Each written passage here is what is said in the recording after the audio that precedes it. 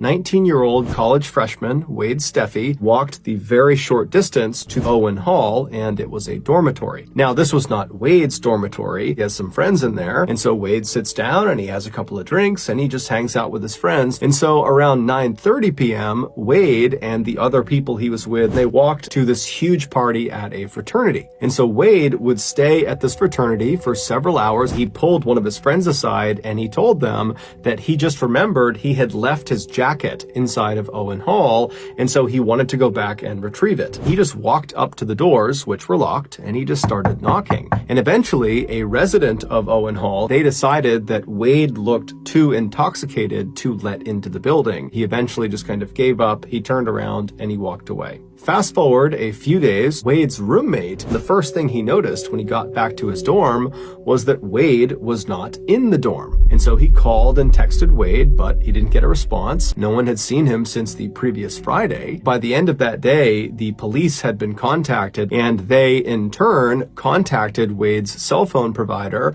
and they were able to determine that Wade's cell phone was still showing up somewhere on Purdue's campus, although they couldn't figure out exactly where. So that evening, a massive campus-wide search was launched that would go on for several weeks. The only thing they would find of Wade's was one of his shoes. It was found on January 20th, so just 4 days into the search, and it was located right outside of an exterior door that led into a maintenance room inside of Owen Hall. But when they searched this maintenance room, Wade wasn't in there. Finally, after nearly a month of searching, when they still had not found Wade, the official search was called off. Roughly 2 months after Wade had been reported missing, a maintenance worker was downstairs in the laundry room when they heard a strange popping sound. And so this worker began walking around the laundry room, kind of listening in to each of the washers and dryers that were on to see if they were making this sound. And so as he's doing this, he hears the popping sound again, but it's clearly not coming from inside the laundry room. It's coming from somewhere out in the hall. And as soon as he's standing in the hall, he hears the popping sound again. And this time it was obvious that it was coming from behind the closed door that was directly opposite the laundry room. He opened the door. Moments later, he would make a big discovery. This is a reconstruction of what happened to Wade Steffi. Right after Wade had been denied entry into Owen Hall, Wade left the front doors and made his way around to the left side of the building to look for another way inside. And when he got to the left side of the building, he found another door. Now, even though this door did not have a sign on it that said "keep out," it was fairly obvious that this door was not designed for students to use. The proper way to get to this door was to literally climb over that railing and jump down into this pit. And then you'd need a key to open this door because it was always locked. Well, it was supposed to always be locked. He decided it would be a good idea to try to go into it, because in his mind, he thought, whatever is behind this door doesn't really matter. I can find my way up to my friend's room and I can get my jacket. He steps inside and it's totally pitch black, and all he can hear is the sound of machines humming and whirring in the darkness. He couldn't find a light switch, and it really was basically pitch black in here, and he was worried once the door shut, it might actually lock behind him and then he'd be trapped inside of this room. And so he took off one of his shoes and he tucked it in the door jamb of the door he came in on to keep it open. And pretty much right away, he bumped into this big metal structure. He couldn't see what it was because, again, it was too dark, but he could feel it, and he could tell, it was a flat metal structure. It felt like a machine of some kind, and he could hear that it was one of the machines that was buzzing and whirring. And so he just decided he would try to walk around it. And so Wade began moving his way left along this machine, but it would turn out this machine was very big, very wide.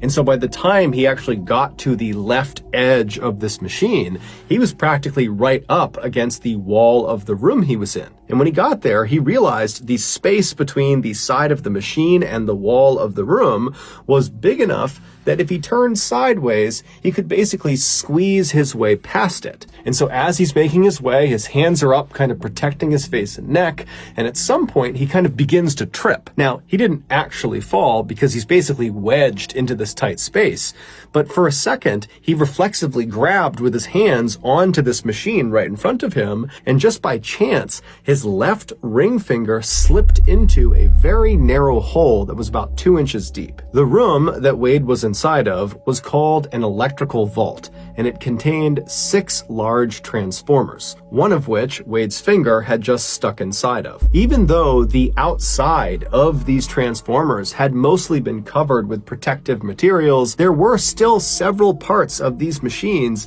that there was just nothing you could do. They just presented a really high electrocution risk. And one of those sections you needed to be extra careful with was that 2-inch hole that Wade's finger slipped inside of. At the back of that hole was an exposed electrical conductor, and the second the tip of his finger touched that conductor, between 2,000 and 4,000 volts of electricity were pumped into his body. For reference, when people get executed via the electric chair, they are electrocuted with 2,000 volts of electricity. Wade likely died instantly. But because of the fact that he was kind of wedged between the transformer and the wall, after he died, he didn't just slump onto the ground.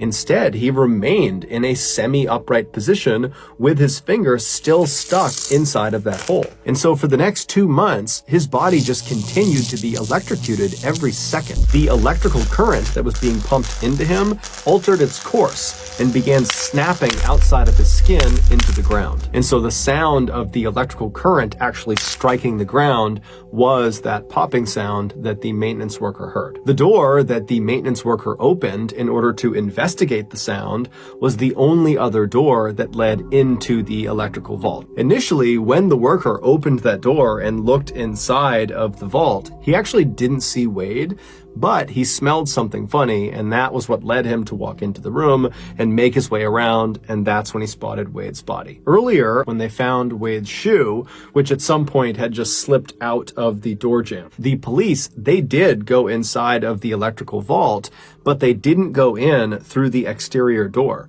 They went around and went in the same door that the maintenance worker opened, and when they opened it up, they just looked into the room. They didn't walk into the room, and from their perspective, they couldn't see Wade, and so that was why initially they had said, Wade is not inside of that room. Ultimately, because that exterior door to the electrical vault was supposed to be locked at all times, Purdue was found to be negligent, and so they agreed to pay Wade's family $500,000, and they also set up a scholarship in Wade's name. Just know that I really appreciate your support, and until next time, that's going to do it. See ya.